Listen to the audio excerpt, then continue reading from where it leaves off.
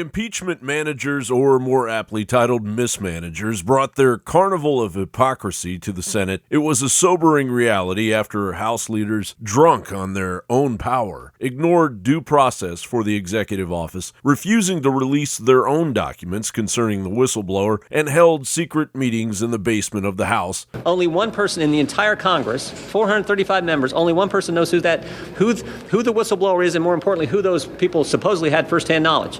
Only Adam Schiff knows. None of that stopped them from continuing their narrative of fantasy and desperation for anything to stick to the wall. As one court recently explained, quote, "Presidents are not kings, and they do not have subjects whose destiny they are entitled to control.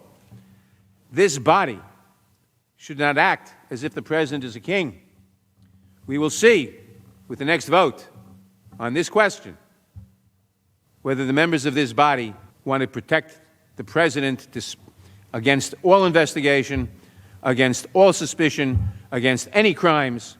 But we should be surprised that here in the United States Senate, the greatest deliberative body in the world, where we are expected to put our oath of office ahead of political expediency, where we are expected to be honest, where we are expected to protect the interests of the American people, we should be surprised, shocked, that any senator would vote to block this witness or any relevant witness who might shed additional light on the president's obvious misconduct. The president is on trial in the Senate, but the Senate is on trial in the eyes of the American people. Will you vote to allow all of the relevant evidence to be presented here? Or will you betray your pledge to be an impartial juror? Will you bring Ambassador Bolton here? Will you permit us to present you with the entire record of the president's misconduct? Or will you instead choose to be complicit in the president's cover-up? So far, I'm sad to say, I see a lot of senators voting for a cover-up, voting to deny witnesses, an absolutely indefensible vote, obviously a treacherous vote, a vote against an honest consideration of the evidence. They've come here and they've attacked every institution of our government. They have attacked the president, the executive branch.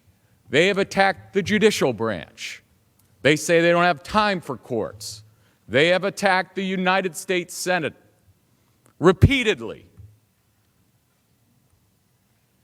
It's about time we bring this power trip in for a landing. I think it is appropriate at this point for me to admonish both the House managers and the President's counsel in equal terms to remember that they are addressing the world's greatest deliberative body.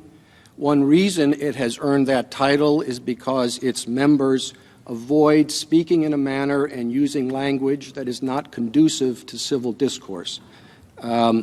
In the 1905 Swain trial, a senator objected when one of the managers used the word pettifogging, and the presiding officer said the word ought not to have been used. I don't think we need to aspire to that high a standard, but I do think those addressing the Senate should remember where they are. Or not? Will the president and the American people get a fair trial? Will there be a fair trial? The president's counsel, finally allowed to bring clarity to the table, reacted to the hypocrisy and lies with truth that had been suppressed for months. And what we just heard from Manager Schiff, courts have no role, privileges don't apply, what happened in the past, we should just ignore.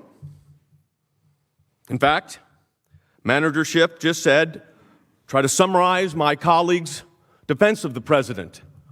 He said it not in those words, of course, which is not the first time Mr. Schiff has put words into transcripts that did not exist.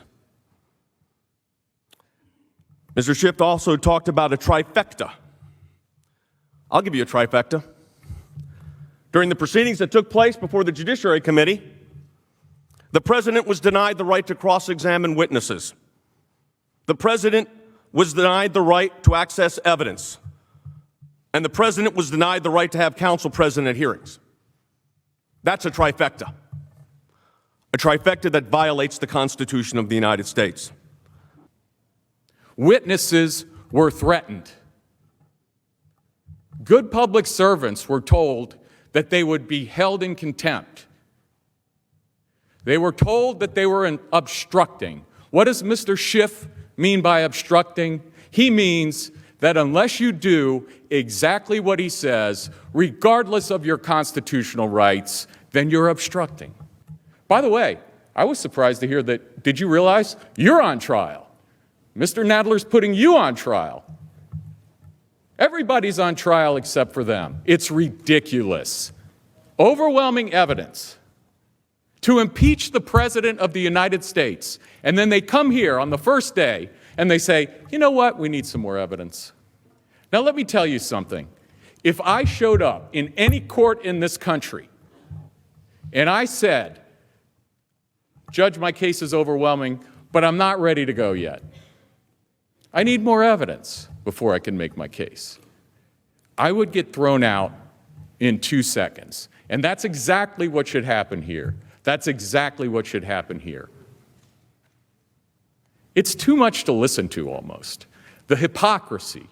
Adam Schiff, who seemed to be on the verge of tears, demonstrated that his victimization scam was out of its element, twisting the truth to sell his narrative to the American people who know this is the weakest, blatantly partisan and most corrupt impeachment in American history. To coerce an ally at war with an adversary, at war with Russia, use the power of his office to withhold hundreds of millions of dollars of military aid that you appropriated and we appropriated to defend an ally and defend ourselves because it's our national security as well.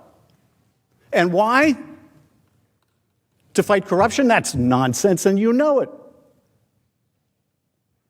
He withheld that money, and he withheld even meeting with him in the Oval Office, the president of Ukraine, because he wanted to coerce Ukraine into these sham investigations of his opponent that he was terrified would beat him in the next election.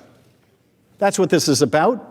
Senate Majority Leader Mitch McConnell has allowed 24 hours of debate over 3 days. The Democrats wanted more evidence brought to the Senate to continue to investigate for their sham impeachment, but the Senate continually rejected Schumer's amendments to subpoena witnesses and documents from the White House and State Department related to the Ukraine investigation. The Democrats are swimming in shark-infested waters now, and as they press forward, they may end up pulling Joe and Hunter Biden into those waters with them. Then the American people can see a true example of quid pro quo and the Democrats' sabotage of their leading presidential candidate during an election year. John Bound reporting.